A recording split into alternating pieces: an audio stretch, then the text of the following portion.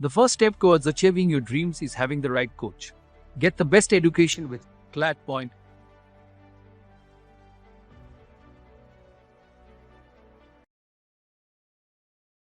Hey everyone, welcome in CLAT Point and let's start today's The Hindu News discussion जो कि CLAT, ALET, DULLB, LLM, NLS, SET and other law entrance test आप देंगे आप लोगों के लिए important हो सकता है। बिना समय गंवाए आज के सेशन को शुरू करते हैं। सबसे पहले देखिए आज का क्विज का क्वेश्चन है, in which year union territories were introduced in India. तो 1949, 1950, 1956, 1960 आप मुझे कमेंट सेक्शन में बताइएगा। क्लैट पॉइंट आपको ऑफर करता है CLAT UG, CLAT PG, DULLB, NLSET, AILET UG and PG के कोर्सेज, मॉक टेस्ट बहुत ही रीजनेबल प्राइसेस में। इनके बारे में आप जानकारी के लिए हमारी ऐप डाउनलोड कर सकते हैं और वहां से इन कोर्सेज में अपने आप को इनरोल कर सकते हैं। ऐप के अंदर ही हमारी टीम का कॉन्टैक्ट नंबर भी है, वहाँ चैट बॉक्स भी है, आप उनसे भी बात कर सकते हैं और डेमो क्लासेस भी वहीं पे अवेलेबल हैं। इसके अलावा दीज आर आर मेंटर्स जो इन कोर्सेज में क्लास लेंगे। मुझे आप जानते ही हैं, नबीहा जो हैं LLM NLU जोधपुर हैं, इसके अलावा NIT इलाहाबाद से अभय सर हैं और इसी तरीके से बहुत सारे जो अलग अलग सब्जेक्ट के स्पेशलिटी टीचर्स हमारे पास हैं। तो आप लोग एक बार डेमो देखिए, आपको अच्छा लगे तो आप क्लास लीजिएगा। अब कल मैंने ना एक वीडियो शेयर करी थी और जिसमें सौरभ गांगुली जो हैं उन्होंने हमारी कंपनी का ब्रांड एम्बेसडर के तरीके से क्लैट पॉइंट को प्रमोट किया है। तो मेरे बहुत सारे जो स्टूडेंट्स थे वो कह रहे थे सर ये कैसे हो गया, क्या हो गया। अरे ठीक है भाई, हमारे पास 50-60 करोड़ रुपए नहीं है इनको देने के लिए, पर कुछ रुपए तो है ना। तो ये क्लास प्लस करके एक कंपनी है, उसका ये इनिशिएटिव है जिसमें सौरभ गांगुली ने काफी सारे कोचिंग्स को इस तरीके से जो है प्रमोट करने की कोशिश करी है। तो थोड़ा बहुत पैसा खर्च हमने करके वो किया है और उसमें कोई फेक नहीं है। ये इनका ट्वीट है, आप ट्वीट भी देख सकते हैं। आगे बढ़ते हैं, एडिटोरियल की तरफ बढ़ते हैं। तो देखिए एक सबसे पहले यहाँ पे आर्टिकल आया हुआ है, it is a bumping of the rule of law 2। हुआ क्या, देखो हैदराबाद में आपको एक इंसिडेंट याद होगा जहां पे एक गैंगरेप हुआ था, उसके बाद विक्टिम की बॉडी को जला दिया गया था कल्प्रिट्स के द्वारा, उनका एनकाउंटर हुआ था। उस पर फिर एक कमीशन बैठी थी अंडर सुप्रीम कोर्ट के रिटायर्ड जज जस्टिस VS सिरपुरकर। अब हुआ क्या है, अब हुआ ये कि वो जो रिपोर्ट आई है ना उसमें कहीं ना कहीं ऐसा इंक्लाइनेशन है कि यहाँ पे जो है वो चांसेस थे फेक एनकाउंटर के। तो अब यहाँ पे देखिए कंट्रोवर्सी सामने जो आ रही है वो ये आ रही है कि यार अगर ये फेक एनकाउंटर था तो ऐसा नहीं होना चाहिए, और ये आर्टिकल के अंदर पूरा यही लिखा हुआ है। देखो इंडिया के अंदर जो लॉज है ना वो विक्टिम सेंट्रिक है, विक्टिम नहीं कल्प्रिट सेंट्रिक है। मतलब ज्यादा ना, जैसे आप क्रिमिनल केस ही आप देख लो यार, कोई भी क्रिमिनल केस होता है ना तो जिसके साथ वो होता है वो बंदा उसके अगेंस्ट में केस नहीं लड़ सकता। आप कहोगे सर ये कैसे, चलो एग्जाम्पल ले लेते हैं। मान लो कि एक्स के घर में वाई का मर्डर कर दिया है किसी जेड ने, तो क्या एक्स जेड के अगेंस्ट में केस लड़ सकता है? नहीं, स्टेट लड़ता है। और स्टेट में फिर गवर्नमेंट वकील उसका बिहाफ पे फैसला, मतलब उसके बिहाफ पे रिप्रेजेंट करते हैं केस को। अब इसमें प्रॉब्लम क्या आती है ना कि आप अपना प्राइवेट वकील रख भी सकते हो लेकिन वो असिस्ट करेगा, जो मेन जो काम धाम देखेगा ना वो गवर्नमेंट लॉयर देखेगा जो स्टेट की तरफ से अपॉइंटेड है। तो इंडिया में जो लॉज है ना वो थोड़े से कल्प्रिट सेंट्रिक हो जाते हैं। अब यहाँ पे देखो क्या हुआ कि पूरा आर्टिकल लिखा हुआ है, उसमें क्रिटिसिज्म हो रहा है हैदराबाद पुलिस का और एसेट्रा एसेट्रा, लेकिन यार एक्चुअली उन लोगों ने भी बहुत ब्रुटैलिटी करी थी और पर उसके बारे में कोई चर्चा नहीं है। अब जैसे मैं एक और एग्जांपल देता हूँ, अभी ये लॉरेंस बिश्नोई का जो है ना काफी नाम हो रहा है इधर उधर। अब भाई आप किस चीज का वेट कर रहे हो, उनको सजा दो, उनको मतलब जेल से रह के अगर वो इंसान लोगों को मरवाने की बात कर रहा है, सलमान खान को धमकी दे रहा है। सलमान खान को धमकी क्यों दे रहा है? क्योंकि ब्लैक बक केस में सलमान खान के ऊपर मामला चल रहा था और बिश्नोई समाज के लिए ब्लैक बक जो है कुछ पूजनीय होते हैं और इसीलिए कमेंट किया गया था उनके द्वारा कि भाई हम इनको मरवा देंगे। यहाँ पे एक इन्फ्लेशन करके आर्टिकल आया है, आज मैं आपको ना बहुत अच्छा कॉन्सेप्ट इकोनॉमी का समझाने वाला हूँ, इन्फ्लेशन के अलावा मॉनेटरी पॉलिसी टूल वाला, क्योंकि उससे रिलेटेड एक न्यूज आई है। तो उसके लिए आपको पहले पूरा मॉनेटरी पॉलिसी टूल समझना होगा और ये समझ लोगे ना आपका आधा इकोनॉमिक्स का काम हो जाएगा, जो एक रोजमर्रा जीवन में लॉ एस्पिरेंट को पता होना चाहिए। तो देखो मॉनेटरी पॉलिसी टूल जो हैं वो क्या होते हैं, एक होता है आपका रिजर्व रेशियो, एक होता है इंटरेस्ट रेट, एक होता है अदर। रिजर्व रेशियो में आता है CRR, SLR, इंटरेस्ट रेट में आता है बैंक रेट, MSF, LAF, और अदर्स में आता है बैंक रेट नहीं बैंक, और अदर्स में आता है OMO, SDF। अपन इतने डिटेल में नहीं जाएंगे, आपको जो मेन चीजें यहां से होती है ना वो मैं समझाने वाला हूं, ठीक है। और ये जो है ये क्वांटिटेटिव जनरल इनडायरेक्ट टूल्स हैं। ये डायरेक्ट टूल्स में आते हैं margin requirement, selective credit control, moral association, direct action. I hope आप लोग NLU में सेलेक्ट हो जाएं, फिर वहां पे जब इकोनॉमी पढ़ेंगे ना वहां पे आपको पूरा डिटेल में पढ़ाएंगे। लेकिन मेरा जो यहाँ पे पर्सपेक्टिव है कुछ इतने इंपॉर्टेंट चीजें आपको समझा देना जो आपके एग्जाम के पर्सपेक्टिव से इंपॉर्टेंट हो, जिसके बारे में आपको पता होना चाहिए। मॉनेटरी पॉलिसी कमेटी के बारे में मैंने आपको ऑलरेडी बता दिया है। आज हम थोड़े से और टर्म्स के बारे में जानते हैं, जैसे कि CRR, यहाँ पे लिखा हुआ था ना CRR, तो ये कैश रिजर्व रेशियो क्या होता है। तो ये पुराना आंकड़ा है, 3% रखने की बात करी जाती थी, अभी भी आई थिंक यही है। इसमें क्या होता है ना, बैंक को एक फिक्स परसेंट अपनी जो भी उनके पास धनराशि होती है उसका RBI के पास पार्क करना होता है, पार्किंग मनी विद RBI, जिसमें कोई प्रॉफिट नहीं है, कोई इंटरेस्ट नहीं मिलता है।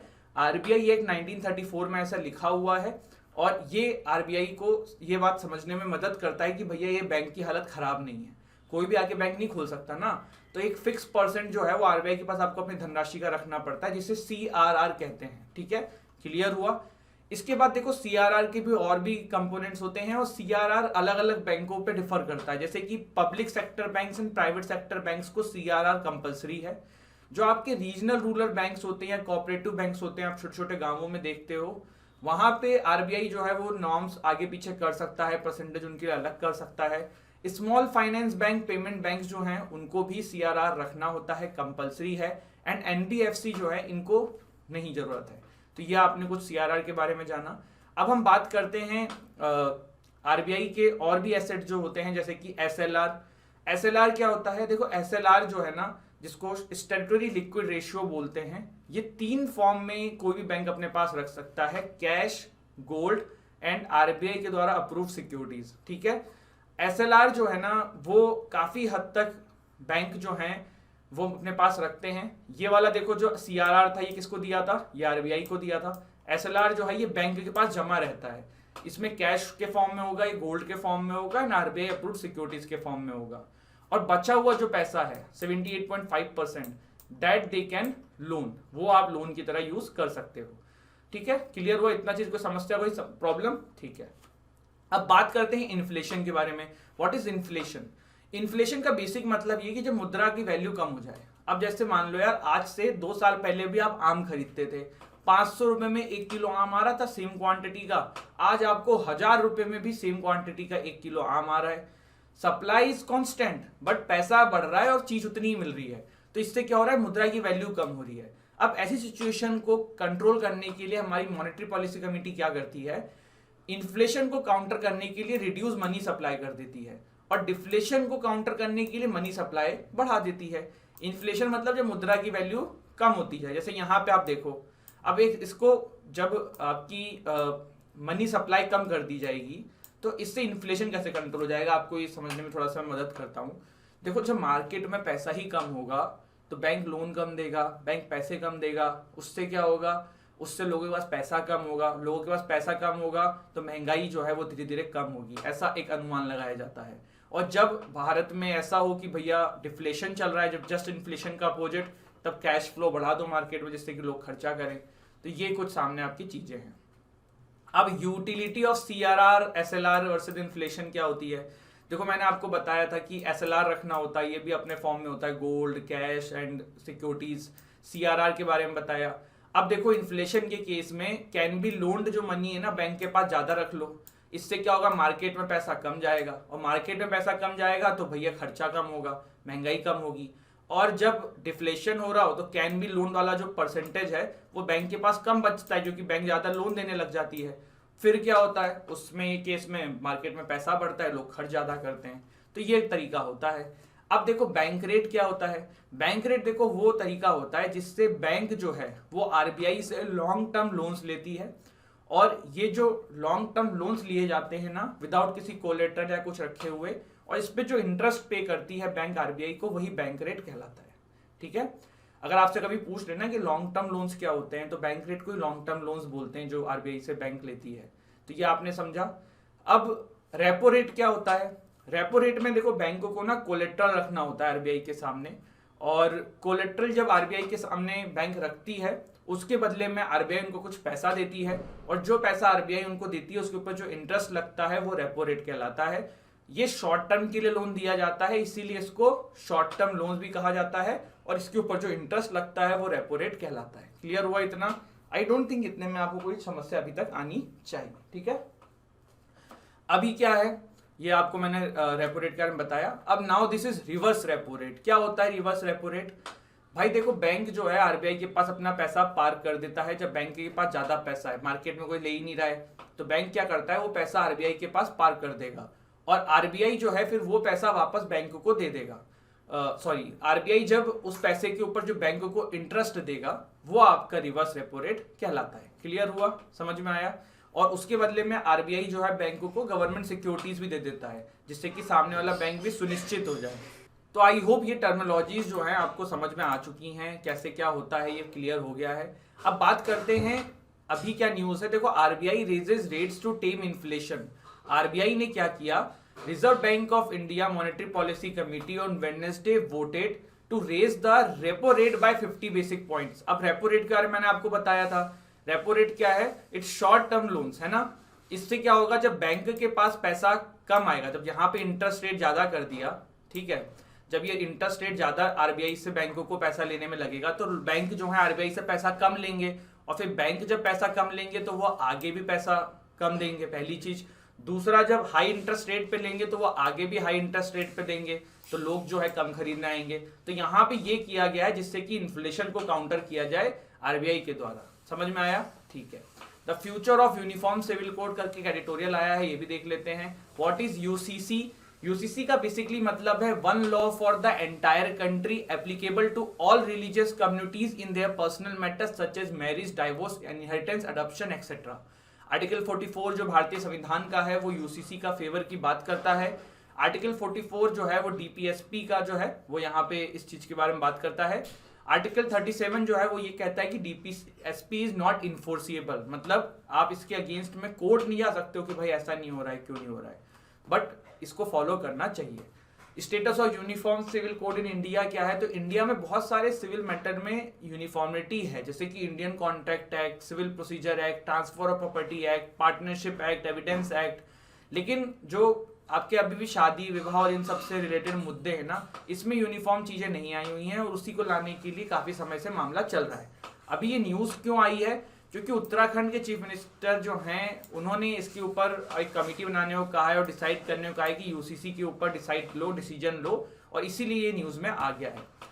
मिताली राज अनाउंसेस रिटायरमेंट। भारतीय क्रिकेटर हैं और इन्होंने जो है वो रिटायरमेंट लेने की घोषणा करी है, इसीलिए ये न्यूज हम यहाँ पे देख रहे हैं। काफी भारतीय प्रसिद्ध खिलाड़ी हैं, इन्होंने काफी सारे मैचेस भारत को जिताए हैं। इसके बाद देखिए क्या है, Ukraine war and the global food crisis. ये आर्टिकल जो है बेसिकली बात करता है जो अभी यूक्रेन एंड आपका रशिया में वॉर चल रहा है, इसकी वजह से पूरे विश्व में इन्फ्लेशन बढ़ रहा है एंड फूड ग्रेन्स की सप्लाई कम हो रही है। क्यों हो रही है? देखो, सनफ्लावर ऑयल के लिए इंडिया जो है 86% ऑफ इट्स सनफ्लावर जो है रशियन यूक्रेन से इंपोर्ट करता था।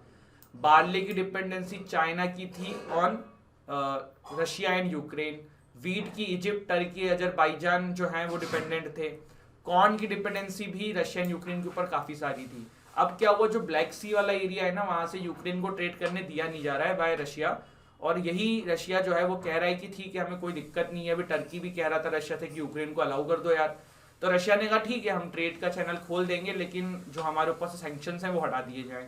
वो भी एक आज न्यूज है, पर मैंने यहीं पे आपको बता दिया इसलिए उसको मैं कवर नहीं कर रहा हूँ। एक बड़ी दुर्भाग्यपूर्ण घटना लखनऊ से देखने को आ रही है।